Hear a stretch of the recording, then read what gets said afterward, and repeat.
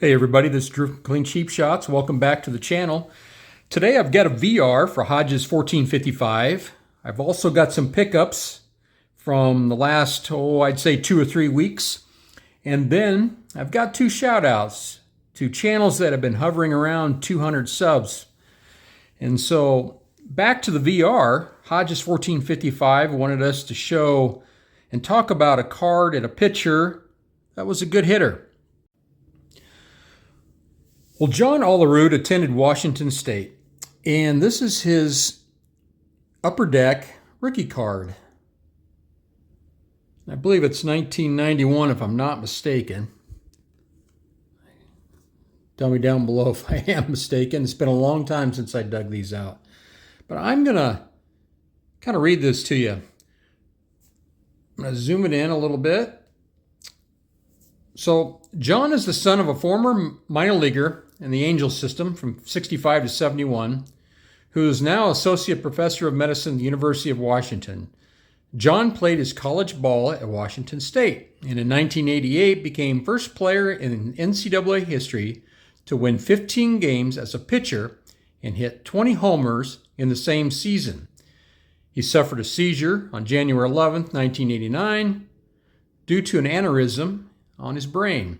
He underwent delicate surgery in February of 1989 and came out of it in good shape. Now, he played his junior year in college at about 80%, it says. The Blue Jays drafted this unsignable John in the 3rd round of the 89 draft and offered him a deal. He couldn't refuse.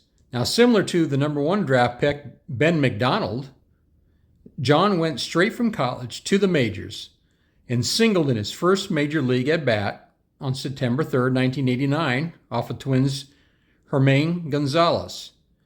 And it says he could make it as a pitcher and a hitter in the majors, the first real two-way threat since Babe Ruth. So I'll set that back down here. But let me just tell you a little bit about John Olerud. So again, as a sophomore, it mentioned on the back of that card that he hit that he was 15-0 as a pitcher. But he also hit .464 with 23 home runs, 81 RBI, and was named Baseball America's College Player of the Year. He was a consensus All-American at first base and at pitcher. So this guy was a pitcher who could hit. Now here's another card. I believe this is his 89 card, if I'm not mistaken there. No, it's make that his 91 Upper Deck. But on the back there it says, believed by many experts to possess the talents needed to become the first full-time American League pitcher / designated hitter. He's listed as the 6th best overall DH in 1990. So they were really expecting an awful lot of this young man coming out of Washington State. Here's a 2003 Upper Deck card of his. And he was really an excellent defender. I think his career fielding percentage was around .955 or something like that. But he played for the Blue Jays, Mets, Mariners. I know he played at least a season with the Red Sox. I don't recall for sure what other teams. He's also the cousin of Dale Swaim. Then in 2020, he was part of the Canadian Baseball Hall of Fame class. In 2007, the National College Baseball Hall of Fame. Also, the John Olerud Two-Way Player of the Year Award, obviously is named after him. Now, he had a 58.2 WAR, if you're into that, a .295 batting average, 2-time All-Star, 17 seasons, 3 Gold Gloves, over 2,200 hits, 2-time World Series champion, and in 1993 he won the batting title. Now the thing to understand about John Olerud is that he was first and foremost a pitcher, and again going 15-0 in 1988. So Hodges 1455, please check out his channel. Thank you for doing this VR. Now quick couple 2 shout outs. Again, these guys were hovering around 200 subs for the longest time, and I meant to shout them out weeks ago when they were under 200, but failed to do so, so I'll do it now. 3G Slabs has got 211 subs, 25 videos. Now, 3G Slabs has done a number of PSA blind reveals. Those are always a lot of fun for me to watch. He does a really nice job with how he sets up that blind reveal. He actually goes through all of his cards in ungraded form, talks about what grade he believes they will come back at, and then in the second half of his video, he shows the reveal from PSA. So get over there and check him out. The other one is TCB. And he's got 229 subs now, 22 videos. He does a lot of rips. So please check him out as well. And we'll move on to some of my more recent pickups. So if you watch my channel, you know I'm a big Bob Zerb fan. He's a local guy, so I've been picking up a lot of his cards. This is from 1960. And then I have a Beta Pinson. Continuing with that run that I'm putting together, Beta Pinson. Beautiful card. I bought a Sal Bando rookie card here from 1967. I really like this card. I don't know why I hadn't purchased it years ago, but got that taken care of. And then I picked up 2 cards at a flea market. This 1971 Marichal, and you'll see at the top there, maybe you can read it, but that's supposed to be a 5. I paid $5 for that and $6 for this. I was really surprised to find this in his $1, $2, $3 bin. So $11 total for Dick Allen's rookie card, along with this Juan Marichal.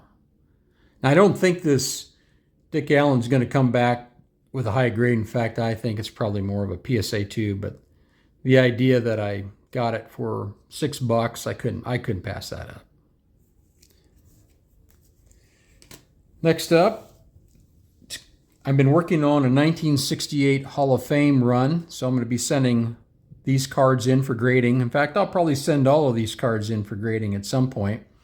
But I've got a 68 Dick Williams. And of course, Ken Boyer, another run that I'm trying to do. Most notably with the St. Louis Cardinals, but here he's in the twilight of his career and he's with the White Sox.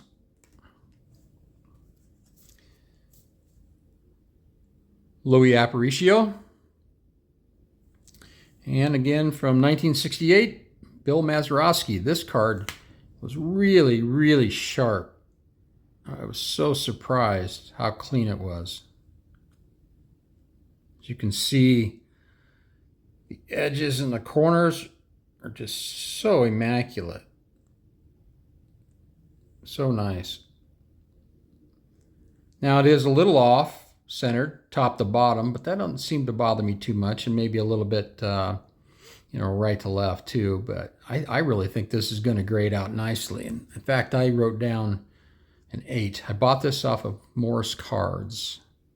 Now, oddly, Morris Cards thought it was going to be an excellent mint. So I don't know if I'm missing something or if they missed something, but we'll see.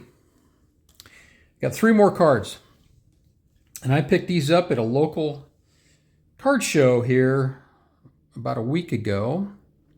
1968 Tom Seaver. 1968 Carl Yastrzemski.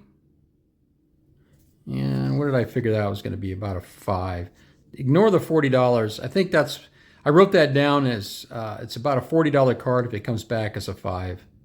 And same with this one. I thought this would come back as a 4. I felt like the little bit of a bend on the right lower corner. And that being said, it would be about a $30 card. And then the last one is this second year Thurman Munson from 1971. I really felt like this was really well centered. I'm going to zoom it in, just take a closer look. Got a little bit of an edging up here, Not too bad. Corners aren't perfect, but that's okay. All said, I paid actually $30 for this card, and I felt that was a pretty fair deal considering how well centered it was. So I'm thinking it's going to be about a 5. I guess we'll see. Well, card farmers, that's all I got. Keep growing your collection, and thanks for stopping by.